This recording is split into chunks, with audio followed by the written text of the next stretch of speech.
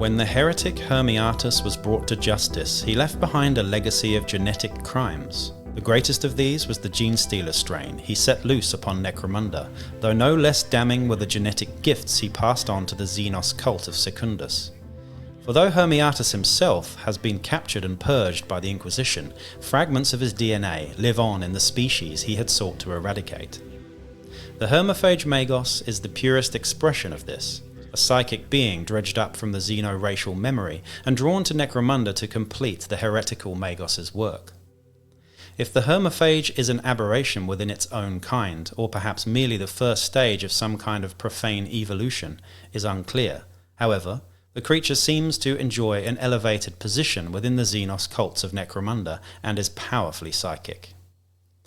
When the Hermaphage Magos finds a proto-cult within the depths of a hive, it is as if the hybrid creatures recognize their genetic father and immediately subsume themselves to his will. In truth, the creature is primarily an amplifier for the psychic strain spread by the alien lord of Hive Secundus, a vessel through which that dark thing might see beyond the walls of its radioactive prison. This has made the Hermaphage a prize hunted by countless bounty hunters and the best of Lord Helmore's agents, the Imperial House rightfully fearful of what the coming of such a creature could mean for the future of its world. Greetings children and welcome back to Wellywood Wargaming. My name is Damon and this is the series where I give you bite-sized videos on every single hired gun and dramatis personae, aka special character, in the game of Necromunda to date. Obviously we're only in the H's now, there's a lot more to do, so please do like, share, subscribe, comment down below as well, and check out the Patreon as well to get me doing more of these types of videos, because I'd like to get to the end of this at some point. Anyway, the Hermaphage Magos, a bit of a mouthful that one, but a very, very creepy bit of lore there. Very, very cool when it comes to Gene Stealer cult stuff as well. I think, off the top of my head, this is the only Gene Stealer cult exclusive sort of like guy in the whole thing so far. And an outlaw hired gun that can be hired by any outlaw gang, by the way.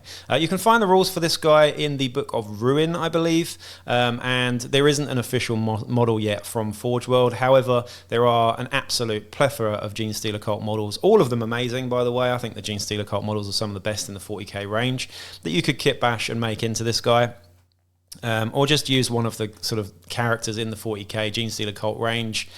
Maybe swap some weapons out and you've got your Hermaphage Magos. Anyway, I've done my own version of him, so I'll put the photo up here now. But yeah, this guy is definitely a top tier contender so far out of all the Dramatis Personae that I've done. We've had some very powerful ones so far, not all of them just yet, but the Hermaphage Magos is definitely up there among the best of them.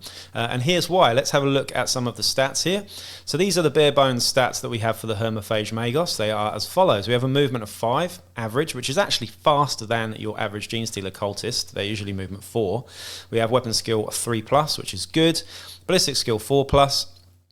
Average. We have a strength of 4, which is pretty nice, and a toughness of 3, which is again average. 3 wounds though, which is fantastic. A 3+ initiative, 3 attacks, which is very good as well. And then the mental stats are 7+ leadership, 6+ cool, 6+ willpower, and a 7+ intelligence there as well. So the weapons that this guy comes with is a las pistol, which is slightly underwhelming, but I always like las pistols. You know what the stats for a las pistol are. It's certainly not going to kill anybody anytime soon, but it's nice to have a reliable sidearm. We've also got razor sharp talons as well, which are as follows. They are a close combat weapon, +1 strength, taking you to strength 5. They're -2 AP and 3 damage with rending.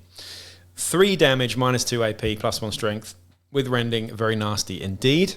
The skills that are baked into the Hermaphage Magos now, though, he does come with a hell of a lot of extra stuff. So even though his stats might seem, you know, not amazing, they're pretty good, they're not amazing, and the weapons aren't hugely amazing either, apart from those razor-sharp talons, I suppose.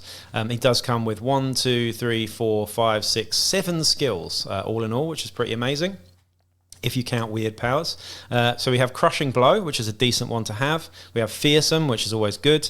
We have Hurl, and we have Spring Up. So Spring Up is excellent, even on an Initiative 3+ guy. It's just good to have. But yeah, Fearsome, Crushing Blow, and Hurl, all very nice to have as well. And we've also got 3 unsanctioned weird powers here as well. So this guy is most definitely a weird and a close combat beast. And we've got 2 telepathy and 1 telekinesis power here. And they are as follows. We have Hypnosis, which is a telepathy basic. With little more than a piercing stare, the Hermaphage Magos can dominate the minds of the weaker willed. Select an enemy fighter that has not yet activated this round within 9 inches in line of sight of the Hermaphage Magos. If the willpower check to perform this action is successful, that fighter may only perform a single move. Simple action when activated this round.